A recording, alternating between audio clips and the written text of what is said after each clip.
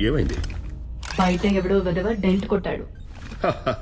అది నీ 100th flight లోనా? అయ్యో పాపం. ఫైనలీ ఇన్ని రోజుల తర్వాత రేపు నా ప్రమోషన్. కాంప్లెక్స్ మెంబర్ కి ప్రైవేట్ వెహికల్ అవ్వబోతున్నా. నిన్నెవ్వడు మిస్ అవ్వడులే. చాలా ఇక పద వెళ్దాం.